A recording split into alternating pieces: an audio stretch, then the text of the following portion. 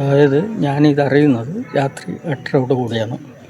അതായത് കലാധരൻ്റെ അച്ഛൻ വന്ന് റൂം വിളിച്ചിട്ട് കേൾക്കുന്നില്ല.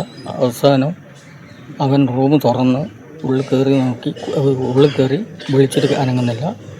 കുളിച്ച് പുറത്തേക്ക് വന്ന് ആകുമ്പോഴത്തേക്ക് അവിടെ ഒരു ലെറ്റർ കണ്ടു. ആ ലെറ്റർ നോക്കുമ്പോഴത്തേക്ക് ഭാര്യ വീട്ടുകാർക്ക് പറ്റിയിട്ട് എഴുതിയിട്ടുണ്ട്. ആ ലെറ്റർ കൊണ്ട് അവൻ നേരെ പോലീസ് സ്റ്റേഷനിൽ പോയി അവിടെ വിവരം കൊടുത്ത് പോലീസുകാരും കൂടെ കൂട്ടി വന്നതിന് ശേഷമാണ് സംഗതി ഞാൻ അറിയുന്നത്. അപ്പോൾ നിലവിളി കേട്ടിട്ടാണ് ഞാൻ അപ്പുറത്തുനിന്ന് ഓടി വന്നത്. എന്നിട്ട് പോലീസുകാർ വന്നു, ഞാൻ അടക്കം കയറി ബോഡി കണ്ടു. അത് സഹിക്കാൻ പറ്റാത്ത രംഗമായിരുന്നു. രാമതളി ഗ്രാമത്തെ അക്ഷരാർത്ഥത്തിൽ നടുക്കിയ സംഭവം നടന്ന വീടാണിത്. ഇന്നലെ രാത്രി 9 മണിയോടെ കൊയ്ത്തിട്ട താഴത്തെ വീട്ടിൽ ഉഷ, അവരുടെ മകനായ കലാധരൻ്റെ 2 മക്കളായ ഹിമ, കണ്ണൻ എന്നിവരെ മരിച്ച നിലയിൽ കണ്ടെത്തിയ വീടാണിത്. അമ്മയും മകനും മക്കൾക്ക് വിഷം നൽകി തൂങ്ങി മരിക്കുകയായിരുന്നു. ദാമ്പത്യ പ്രശ്നങ്ങൾ കലാധരനുണ്ടായിരുന്നു. ഇന്നലെ ഒരു കോടതി വിധി വന്നിരുന്നു. കലാധരൻ്റെ ഭാര്യയ്ക്ക് 2 മക്കളെ വിട്ടു നൽകിയുള്ള കോടതി വിധിയായിരുന്നു അത്.